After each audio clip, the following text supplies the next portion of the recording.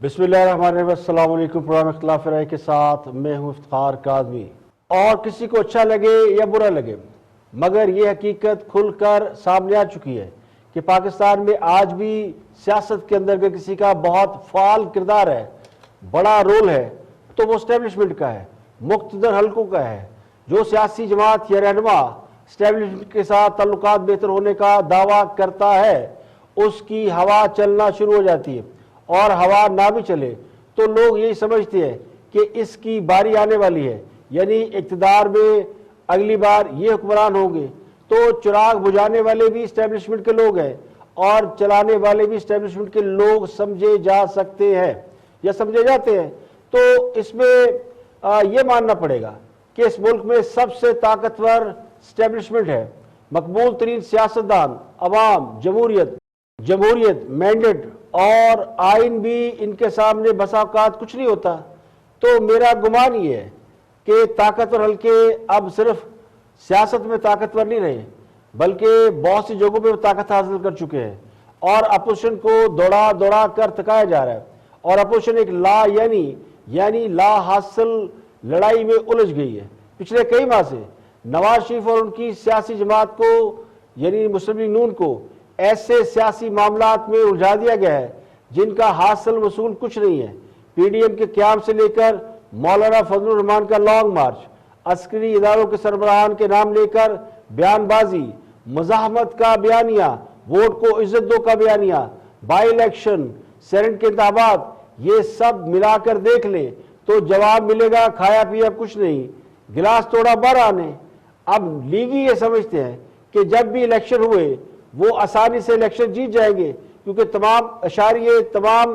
अदाद-ओ-शुमार या हालात व वाक़यात ये बताते हैं कि मुस्लिम लीग नून एक पॉपुलर जमात है और एस्टेब्लिशमेंट अगर गैर जानबदार रही, इलेक्शन फेयर हुए तो मुस्लिम लीग नून इक़्तिदार में वापस आ जाएगी। तो ये है वो ट्रक की बत्ती जिसके पीछे मुस्लिम लीग नून लगी है और भाग रही है। और भागते भागते 3 साल तो गुजर गए हैं और जब मकबूलियत और बयानिए का नशा सर चढ़कर बोलने लगा तो उसके साथ ही नून लीग को डीफेम करने की साजिश भी शुरू हो गई। तो मेरा गुमान ये है कि नवाज शरीफ से मुसलसल सियासी गलतियां कराई जा रही है। अब नून लीग के चाहने वाले वोटर सपोर्टर ये शायद इस बात को दुरुस्त ना समझे और उन्हें वो गलतियां ना लगे जो मैं हाईलाइट करना चाहता हूं। मगर मेरा ख्याल ये है कि नवाज शरीफ को जाती हुई अफगान हुकूमत के लोगों से मुलाकात कराना एक साजिश थी। इसके अलावा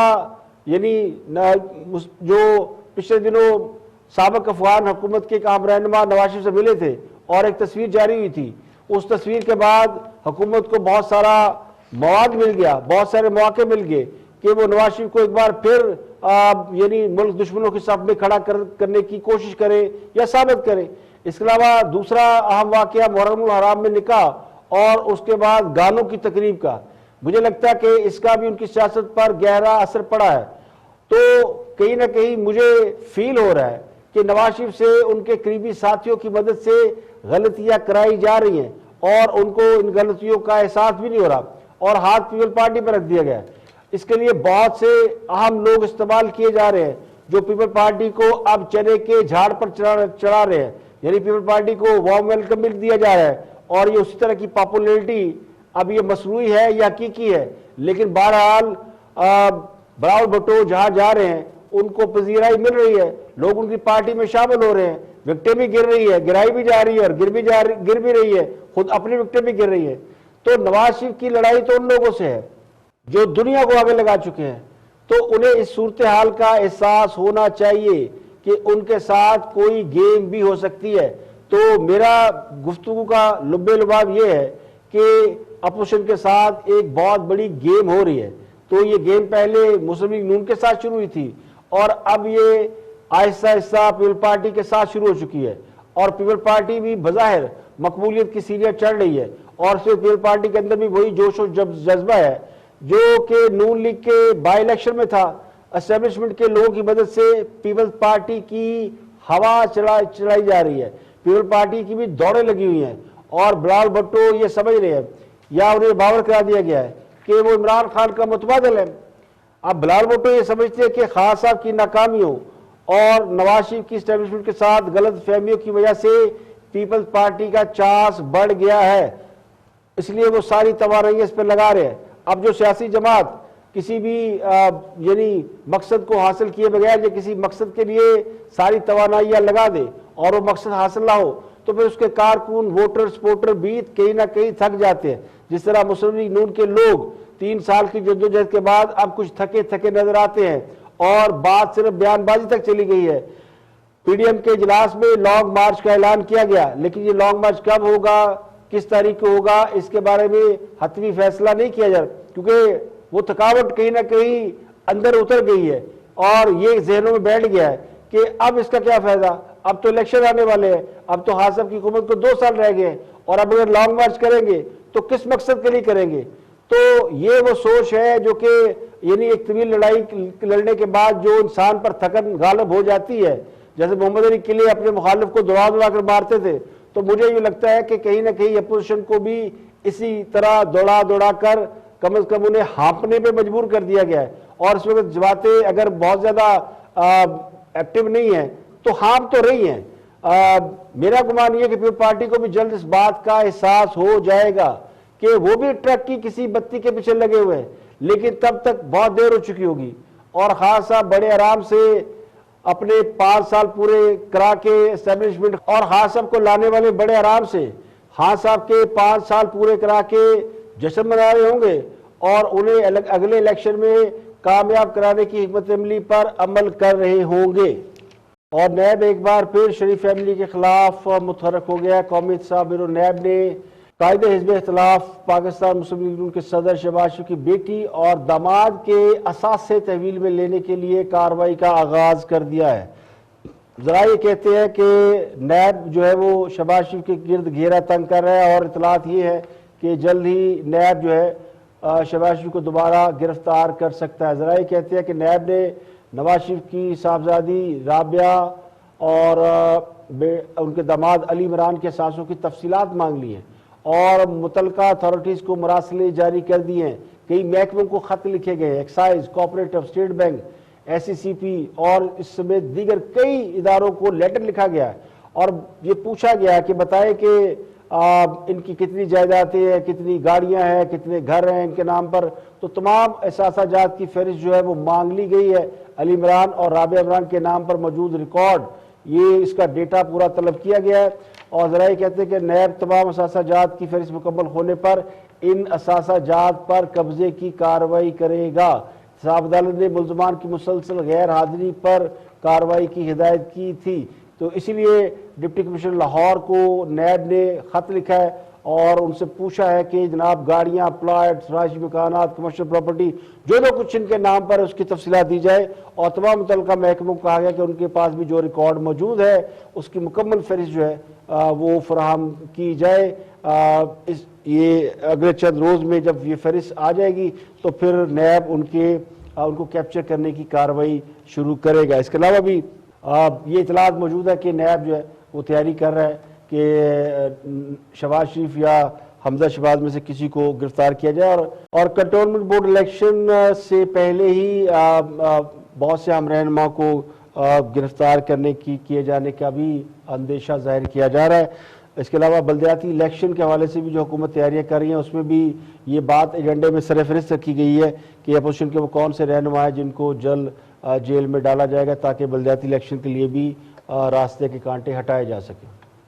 یہاں پہ ایک بریک، اور بریک کے بعد واپس آئیں گے تو اور بھی ہم موضوعات آپ کے ساتھ شیئر کریں گے، ہمارے ساتھ رہیے گا۔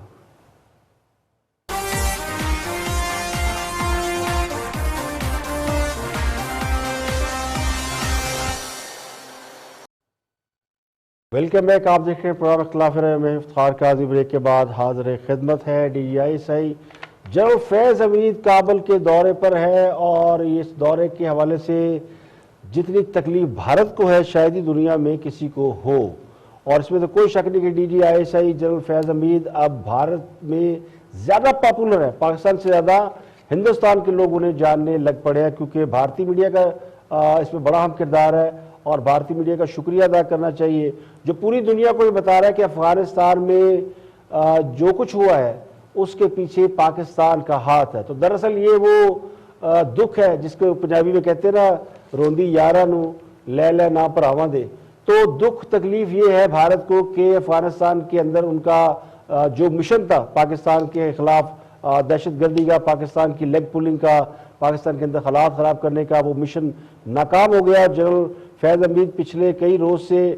نیشنل اور انٹرنیشنل میڈیا پر چھایا ہوا، یہ تصویر جو آپ دیکھ رہے ہیں یہ وہ تصویر ہے جس نے کہتے ہیں ایک تصویر 1000 لفظوں میں بھاری ہوتی ہے، یہ 1,00,000 الفاظ پہ بھاری ہے، اس کے لیے تو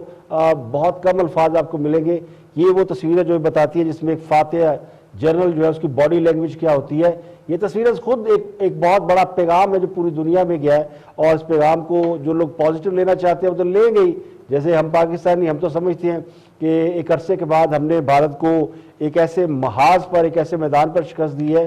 جس سے ہم بڑے عرصے سے بلیڈ ہو رہے تھے۔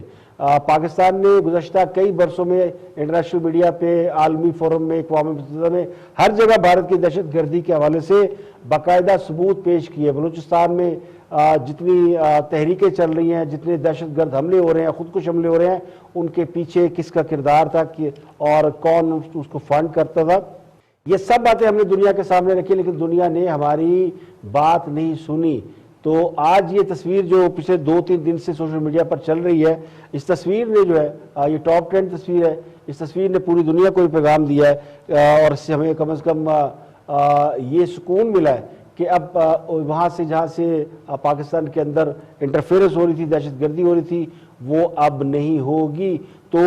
کامیابی تو ہے۔ اب بھارت کو اعتراض یہ ہے کہ ڈی جی آئی صاحب کابل میں کیا کر رہے ہیں، تو یہ سوال بھارت سے بھی پوچھا جانا چاہیے کہ آپ اتنے عرصے سے وہاں کیا کر رہے تھے۔ بھارت نے وہاں جو 50، 60 یا 66 کیمپ بنا رکھے تھے، دراصل وہ کیمپ تھے جہاں پاکستان کے اندر حملوں کی تربیت دی جاتی تھی افغان خفیہ ایجنسی کے ساتھ مل کے، تو وہ تمام کیمپ اور وہ تمام منصوبے غرق ہو گئے، غارت ہو گئے بلکہ۔ تو اب ظاہر ہے اس کی تکلیف تو ہوگی۔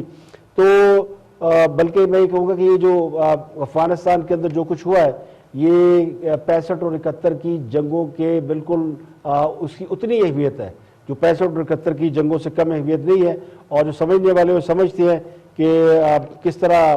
جو ہے وہ پاکستان نے بھارت کو ایک بڑے میدان کے اندر، ایک بڑے محاذ کے اندر جو وہ شکست دی ہے۔ اب وہ شکست دی ہے یا ہوئی ہے، لیکن وہ ظاہر ہے، وہ کہتے ہیں نا رزلٹ میٹر کرتا ہے، کہ یہ میٹر نہیں کرتا کہ وہ شکست کیسے ہوئی ہے اور کیسے نہیں ہوئی، لیکن ہماری فوج نے ثابت کیا ہے کہ ہم جتنی اچھی مہارت میدان میں رکھتے ہیں، جنگ کے میدان میں لڑنے کی مہارت رکھتے ہیں، اتنی اچھی مہارت وہ ہتھیاروں کے بغیر بھی رکھتے ہیں۔ تو جنگیں پرامن رہ کر بھی جیتی جا سکتی ہیں، یہ ہم نے ثابت کیا ہے، صرف لڑائی سے جنگیں نہیں جیتی جا سکتی۔ تو یہ وہ ساری چیزیں ہیں جس کی بات جو ہے وہ پاکستان کے اوپر اٹیک ہو رہے ہیں، اور ابھی کوئٹہ میں کل ایک اٹیک ہوا، اس سے پہلے گوادر میں اٹیک ہوا۔ یہ دونوں اٹیک جو ہیں تحریک طالبان کی طرف سے، جو کالعدم تحریک طالبان ہے، انہوں نے اس کی ذمہ داری قبول کی ہے، اور یہ وہ تحریک طالبان ہے TTP جسے ہم کالعدم کہتے ہیں، جو کہ جس کو بھارت فنڈ کرتا رہا ہے، اور اس بات کے ثبوت موجود تھے۔ TTP کے لوگ ہی افغانستان میں پاکستان پر حملوں کی ٹریننگ میں ملوث پائے جاتے تھے۔ تو اب وہ ظاہر ہے یہ ہزیمت، یہ بھارت کو افغانستان کے اندر جو ہزیمت اٹھانا پڑی ہے، تو اس کا غصہ نکل رہا ہے، لیکن طالبان یا افغان حکومت جو نئی آنے والی ہے، وہ میک شور کر رہی ہے کہ پاکستان میں اس طرح کے یعنی افغانستان سے آ کر پاکستان کے اوپر کوئی اٹیک نہ کرے۔ لیکن جو لوگ نکل چکے ہیں ان معاملات کے اوپر، جو پہلے سے، جب یہ ابھی افغانستان میں نئی حکومت نہیں بنی، تو تھوڑا سا ایک ماحول ایسا ہے کہ جس میں چیک اینڈ بیلنس کم ہے، تو بہت سے لوگ جو ہے وہ پاکستان آ گئے ہیں، انہوں نے پاکستان کے اندر اٹیک کیا ہے، لیکن اس کو انشاءاللہ ہم اوور کم کر لیں گے۔ تو یہ بھارت ہے جو کہ وہ کہتے ہیں نا زخم کھائی ہوئی ناگن کی طرح بلبلا رہا ہے، اور اس کی وجہ سے وہ پاکستان پر جو حملے کر رہا ہے۔ گوادر و کوئٹہ کے حوالے سے آج وزیر داخلہ نے بھی بتایا کہ اس بات کی تصدیق ہوگی کہ دونوں حملہ آور افغانستان سے آئے تھے، لیکن اس بات کو یقینی طور پر اس بات میں کوئی ڈاؤٹ نہیں ہے کہ ان فیوچر یہ راستہ بند ہو جائے گا، اور جیسے افغان طالبان جو اپنی گورنمنٹ کو ٹیک اوور کر لیں گے، وہاں نئی گورنمنٹ بن جائے گی اور وہ اپنے پوری انتظامیہ فنکشن ہو جائے گی، تو اس کے بعد اس کا سلسلہ رک جائے گا۔ تو اس کی وجہ سے اب آگے جو اس کی جو اگلی پروسیس ہے وہ ہے طالبان نے جو شمالی اتحاد کا گڑھ ہے وادی پنشیر اس پر قبضہ کر لیا ہے اور دارالحکومت کا کنٹرول حاصل کر لیا۔ افغان میڈیا کے مطابق دو طرفہ لڑائی میں مقامی ملیشیا کے ترجمان فہیم دشتی مقابلے میں مارے گئے۔ یہ جو وہاں کی جو ترجمان تھے شمالی اتحاد کے، وہ لڑائی میں مارے گئے، بلکہ کئی کمانڈر مارے گئے ہیں۔ Governor house, police headquarter, یہ سب طالبان کے کنٹرول میں چلے گئے۔ شمالی اتحاد اور طالبان کے درمیان جنگ بندی کے حوالے سے بھی مذاکرات ہو رہے تھے، اور احمد مسعود جو ہے انہوں نے مشروط آمادگی بھی ظاہر کی تھی جنگ بندی پر، لیکن وہ نہیں ہو سکا، جس کے بعد پھر ابھی اطلاع آئی ہے کہ وادی پنشیر پر طالبان نے قبضہ کر لیا ہے، اور طالبان یہ کہتے ہیں کہ ہم کوئی سازش یا بغاوت برداشت نہیں کریں گے۔ طالبان نے پاکستان کے حوالے سے جو کنسرن ہے اس کے اوپر بات کی ہے، اور انہوں نے کہا کہ افغانستان میں ہم نے امن کے لیے کوشش کی ہے، لیکن ہمیں جرگوں اور مذاکرات کے بعد کامیابی نہ ملنے پر پنشیر میں طاقت کا استعمال کرنا پڑا ہے۔ بقول طالبان وادی پنشیر میں افغانستان سے کے مختلف علاقوں سے اسلحہ اکٹھا کر کے رکھا گیا تھا، اور وہ اسلحہ جو ہے وہ افغان حکومت کے خلاف استعمال ہو سکتا تھا۔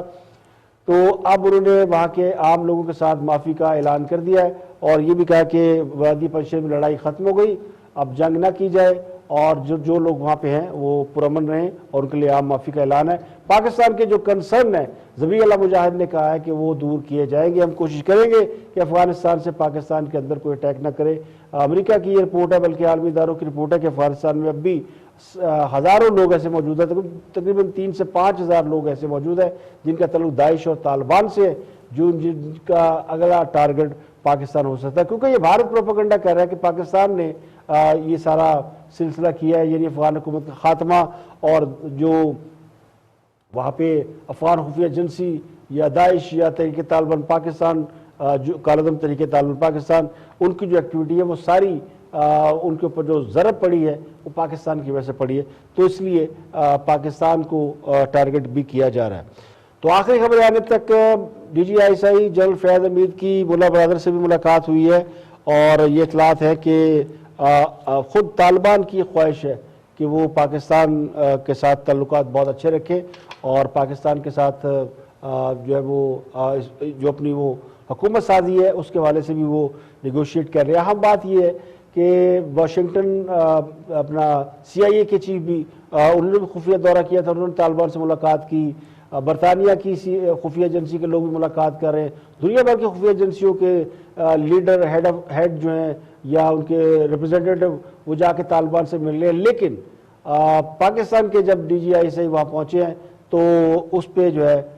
وہ تکلیف ہے بھارت کو اور ان ممالک کو جو کہ جن کے افغانستان کے اندر سٹیک تھے اور وہ پاکستان مخالف سرگرمیوں میں ملوث تھے، اور ہمارا صرف 1 پوائنٹ ایجنڈا جو کہ بتایا بھی گیا کہ امن ہے، کسی کو کچھ کو اچھا لگے یا برا لگے، لیکن جو چیز حقیقت ہے، جو چیز اچھی ہے اس کی تعریف کرنا بنتی ہے۔ تو آپ کی جو خفیہ ایجنسی ہے انہوں نے بہت اچھا اپنے ایک رول پلے کیا ہے، اور اس پر انہیں اپریشیٹ کرنا چاہیے۔ دنیا چاہے کچھ بھی کہتی رہے، لیکن ان دا لانگ رن یہ پاکستان کے لیے بھی بینیفیشری ہے، اور یہ دنیا کے لیے بھی بینیفیشری ہے۔ افغانستان وہ جگہ بن چکی تھی جہاں سے پاکستان کو بہت خطرات لاحق ہو چکے تھے، بھارت نے ہمیں 2 طرف سے گھیرا ہوا تھا، مشرقی اور مغربی سرحد دونوں طرف سے، تو اس کا توڑ ہم نے جو ہے نکالا ہے، تو اس کے اوپر ظاہر ہے مبارکباد کے مستحق بنتے ہیں۔ اور آخر میں اگر میں یہ کہوں کہ ان 2-3-4 روز میں جنرل فیاض حمید جو ہے وہ ایک بہت ہی پاپولر پرسنالٹی کے طور پہ سامنے ہے، وہ ان سے بہت سے لوگوں کو شکایتیں یا ان کے حوالے سے ہمیشہ رہتی ہیں، لیکن اس کے باوجود ایک پازیٹیو نوٹ یہ ہے کہ وہ ایک ایسی باڈی لینگویج ان کی سامنے آئی ہے، ان کا جو پر اعتماد طریقے سے کابل میں لینڈ کرنا، چائے پینا، نیگوشیٹ کرنا، یہ سب بہت ہی پازیٹیو انداز میں دیکھا اور سمجھا جانا چاہیے، اور اس کی تعریف ضرور بنتی ہے، تو کرنی چاہیے، جو تعریف ہو سکتی ہے وہ بنتی ہے تو کی جائے۔ آگے بڑھتے ہیں اور گفتگو کر رہے ہیں چودھری نثار نے جرگہ میں انٹرویو دیا سلیم صافی کو، اور بہت سی ہم باتیں کی، کچھ ہم نے پچھلے پروگرام میں ہائی لائٹ کر دی اور کچھ آج آپ کو دکھاتے ہیں کہ چودھری نثار نے کچھ اہم سوالوں کے اوپر جس میں ان کو بہت ہی جسے ریپڈ فائر کہتے ہیں اس پہ جو جواب دیے وہ کیا تھے۔ اچھا آپ نے مہربانی کی، چپ کا روزہ تو توڑ دیا، لیکن کارڈز اب بھی اپنے سینے سے لگا کے رکھے ہیں، آپ اپنے ارادوں کے بارے میں کچھ واضح نہیں کرتے، اس لیے اب میں کہتا ہوں موقع ہاتھ آیا ہے تو کچھ آپ کے تجربے اور تجزیے اور مشاہدے سے فائدہ اٹھاتا ہوں۔ اور ہمارے پشتوں میں کہتے ہیں کہ جو تماشبین ہوتا ہے وہ عموماً صحیح نشانہ مارتا ہے، جو خود اس وقت گیم میں نہ ہو۔ تو اس وقت ظاہری بات ہے کہ آپ کا سیاست کا تجربہ تو بہت طویل ہے اور مشاہدہ بھی ہیں، تو اس وقت جو تین بڑی پارٹیاں ہیں، Muslim League Noon, P T I, Peoples Party, کون سی پارٹی اچھی سیاست کھیل رہی ہے؟ بڑا مشکل سوال ہے، مگر ذاتی پسند اور ناپسند سے ہٹ کے جی ایک سیاسی ورکر کے طور پہ تجزیہ کہتے ہی اسی ہیں کہ اس میں ذاتی پسند میں سمجھتا ہوں کہ پیپلز پارٹی اپنے سیاسی کارڈ صحیح کھیل رہی۔ اچھا، اور سیکنڈ آپ پھر کون سی، نون لیگ یا پی ٹی آئی؟ پی ٹی آئی چونکہ حکومت میں ہے اور کامیاب بھی ہے اور فوج کے ساتھ اور ایڈمنسٹریشن کے ساتھ ٹھیک ٹھاک ان کے تعلق ہیں، تو میں اسے دوسرا نمبر دوں گا۔ عمران خان، نواز شریف، آصف زرداری، ان کو آپ کس طرح ریٹ کرتے ہیں بطور پولیٹیکل لیڈر؟ دیکھیں، آصف زرداری صاحب کے ساتھ میری سیاسی انبن رہی ہے، ویسے وہ اچھے انسان ہیں، سو اس کو بھی ایک طرف رکھ کے میں آصف زرداری کو ایک زیرک سیاستدان کہوں گا۔ عمران خان نیتاً اچھے انسان ہیں اور ایک اچھے لیڈر ہیں، مگر جب ایک شخص حکومت میں آ جائے تو پھر صرف نیت کافی نہیں ہوتی، اقدامات بھی ضروری ہیں۔ اب بہت سارے ایریاز ہیں جہاں وہ اقدامات نہیں ہو رہے جو ان کی نیت ہے۔ نون لیگ کے بارے میں اور خاص کر میاں نواز شریف کے بارے میں بہت کچھ کہہ سکتا ہوں، مگر آج کچھ نہیں کہوں گا۔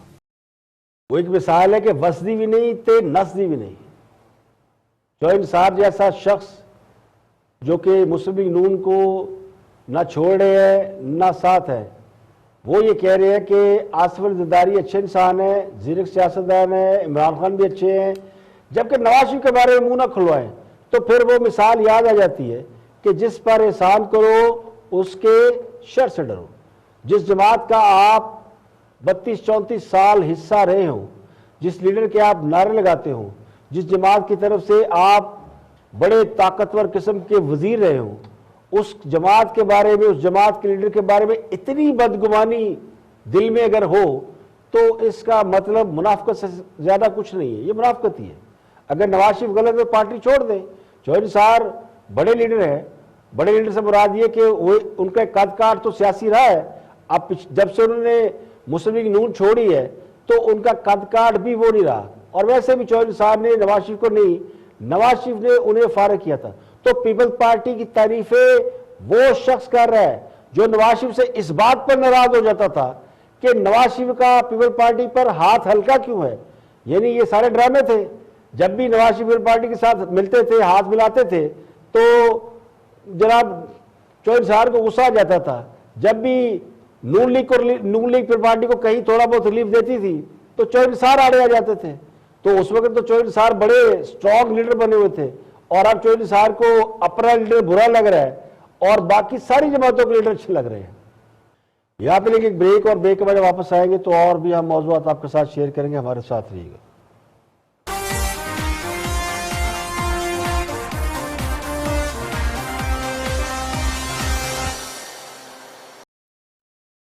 ویلکم بیک، آپ دیکھ رہے ہیں پروگرام اختلاف رائے میں افتخار کا آدمی، بریک کے بعد حاضر خدمت ہیں۔ تو سیاست ہر جگہ ہوتی ہے، سیاست کھیلوں میں بھی ہوتی ہے، سیاست اداروں میں بھی ہوتی ہے۔ تو اب ایک سیاسی کہانی آپ کو اور بتاتے ہیں۔ اب سیاست ہو رہی ہے کرکٹ کے اندر۔ خان صاحب نے کرکٹ کو بھی نہیں چھوڑا، انہوں نے رویز راجہ کو پی سی بی کا چیف لگایا ہے، تو کرکٹ کے اندر سیاست پورے عروج پر آ گئی ہے۔ آپ کرکٹ ٹیم کے کوچ مصباح الحق اور بالنگ کوچ وقار یونس دونوں نے اپنے عہدوں سے استعفیٰ دے دیا ہے۔ اب جیسے ہی یہ دو بڑے کھلاڑی جو کہ ایک عرصے سے پاکستان، تقریباً 2 سال سے پاکستان ٹیم کے ساتھ ہیں، مصباح الحق اور وقار یونس، اور ان دونوں کو رکھا اس لیے گیا تھا کہ یہ دونوں T20 ورلڈ کپ تک پاکستانی ٹیم کو بلڈ کریں گے. اور جیسے ہی T20 کپ سر پہ آیا ہے ایک ایسی خان صاحب نے شاٹ ماری ہے کہ سارا کچھ الٹا کے رکھ دیا ہے. یعنی کرکٹ کے وہ مصباح الحق اور وقار یونس دونوں جو کرکٹ ٹیم چلا رہے تھے وہ ورلڈ کپ سے چند ہفتے پہلے مستعفی ہو گئے ہیں. اور اس کی کہانی کیا ہے؟ مصباح الحق کی چیف ایگزیکٹو وسیم خان سے ملاقات ہوئی اور وسیم خان نے مصباح الحق کو کہا کہ آپ نیوزی لینڈ سیریز میں آرام کریں. اب یہ ان سے بات کس نے کی ہوگی؟ اب وہ تشریف لائے جناب رویر راجہ صاحب جو کہ بحیثیت کمنٹیٹر ہمیشہ اس بات کا اظہار کرتے رہے کہ ٹیم اچھی نہیں ہے, مصباح ذرا کمزور کوچ ہے اور وقار کو بھی تھوڑا اگریسو ہونا چاہیے اور ٹیم کی مینجمنٹ کو بدلنا چاہیے. تو یہ سگنل دیے جا رہے تھے. لیکن سوال یہ ہے کہ جب وہ کہتے ہیں نا ویڑے آئی جنج تمنو کڑی دے کن, ابھی ورلڈ کپ سر پہ آ گیا اور ہم نے ٹیم کی پوری مینجمنٹ کو چینج کر دیا تو اس کا ٹیم پہ کیا امپیکٹ پڑے گا؟ اور کیا ضرورت تھی کہ مصباح الحق کو آپ نیوزی لینڈ سیریز میں آرام کراتے؟ اب مصباح الحق جو ہے وہ نیوزی لینڈ سیریز میں کوچ کے خواہش مند تھے. وہ بہت عرصے سے ٹیم کو لے کے چل رہے ہیں, انہیں ایک ایک کھلاڑی کا علم ہے, انہیں ٹیم کے سلیکشن پر بھی تحفظات ہے. ابھی جو آج ٹیم اناؤنس کی گئی پاکستان کی اس میں بھی بہت سارے کوشچن مارک لگ گئے ہیں کہ آپ نے کتنی پرچیاں استعمال کی. اب معین خان کے دوست رہے ہیں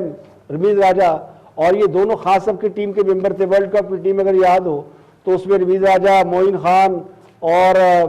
ثقلین مشتاق, عبدالرزاق, یہ سارے لوگ موجود تھے. تو اب وہ ٹیم آ گئی ہے واپس خان صاحب کی جو ورلڈ کپ کی ٹیم تھی. تو اب پاکستانی ٹیم کو ورلڈ کپ 92 والی ٹیم کے حوالے کر دیا گیا ہے. اب ثقلین مشتاق جو ہے وہ ہوں گے بیٹنگ کوچ